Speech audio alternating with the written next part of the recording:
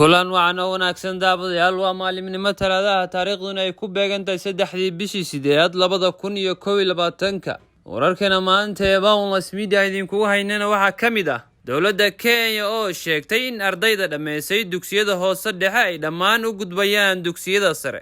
Mareykanka oo fariin u diray madaxweyne Qays Siciid kadib afgambigii dhacay yaa ku guuleystay doorashadii guddoonka golaha wakiilada Somaliland. daawadayaal ku soo dhawaada qodobadaas oo faahfaahsan.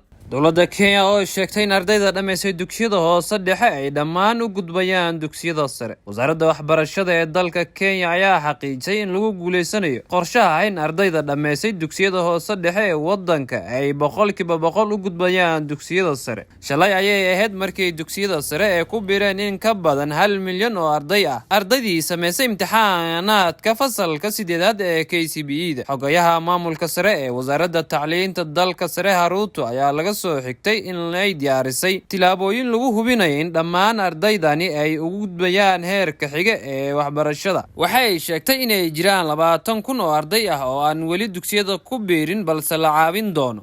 la taliyaha amniga qaranka Mareykanka Jake Sullivan ayaa ugu baaqay madaxweynaha Tunisia inuu degdeg Tunisia ugu soo celiyo wadadii dimuqraadiyadda kadib markii axadii degtay uu la wareegay awoodda maamulka. waxaa sidaas sheegay aqalka madaxweynaha Tunisia Qays Siciid ayaa dalka geliyay xaalad degdeg ah oo la xiriirta faafidda cudurka COVID-19 iyo maamul xumo si uu u eeriyo wasaaraha uu u hakiyo baarlamaanka uu lana wareego awoodda fulinta. kooxaha mucaaradka Tunisia oo ugu weyn tahay xisbiga Islaamiga ah ee Ennahda ayaa tilaabadani ku macneeyay afgambi. wadahadal telefoon oo uu la yeeshay Sullivan hoosta uga xariiqay madaxweyne Qays baahida loo qabo inuu degdeg u soo dhiso dawlad cusub oo hogaaminayo ra'iisul wasaare karti leh oo xasiliyo dhaqaalaha Tunisia kana hortago faafidda cudurka COVID-19 iyo inuu xaqiijiyo in dib loo soo celiyay baarlamaanka la doortay sida lagu sheegay ay bayaan ka soo baxay golaha ammaanka qaranka aqalka cad. madaxweyne Qays Siciid ayaa horay u difaacay tilaabooyinka uu qaaday oo uu sheegay in lagama maarmaan u yihiin xasiloonida dalka. xiisadda siyaasadeed ee Tunisia ayaa dadka qaar ay ku eedeeyeen in ay ku lug leeyihiin dalal shisheeye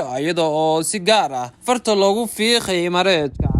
Cabdirasaaq Khaliif Axmed ayaa loo doortay gudoomiyaha cusub ee golaha wakiilada Somaliland kadib tartan adag oo dhaxmaray Yaasiin Xaaji Maxamuud Fartoon oo kamid ah xisbiga hay'adda Somaliland ee Kulmiye. Cabdirasaaq Khaliif oo ka socday xisbiga wadani ayaa helay cod gaaraya 42 cod. xildhibaanaha golaha wakiilada ayaa cod gacantaag ah ugu kala codeeyay musharaxiinta gudoomiyaha golaha wakiilada Somaliland ee kala ah Yaasiin Xaaji Maxamuud Fartoon. Cabdirasaaq Khaliif gudoomiyaha maxkamadda sare ee Somaliland oo kulanka shirka gudoominayay ayaa ku dhawaaqay natiijada codeynta. waxa uu sheegay in Cabdirasaaq Khaliif uu helay 42 cod isla markaana uu noqday gudoomiyaha golaha wakiilada Somaliland halka Yaasiin Xaaji Maxamuud Fartoon uu helay 39 cod. gudoomiyaha cusub ee golaha wakiilada Somaliland ayaa waxa uu ka socdaa dhinaca xisbiga mucaaradka ee Somaliland wuxuuna tartan adag kala kulmay xisbiga muxaafidka ah ee Kulmiye. daawadayaal intaas ayaan ku soo afmeerayaa war wixii dal iyo dibadda idinkaga hanay. waxaa idiin soo saaray oo idiin akhrinaya anigoo Cabdinajiib Cabdullaahi. intaan wararkeena dambe dib ugu kulmi doono waxaan idinkaga tagayaa sidaas iyo fi amaanillah.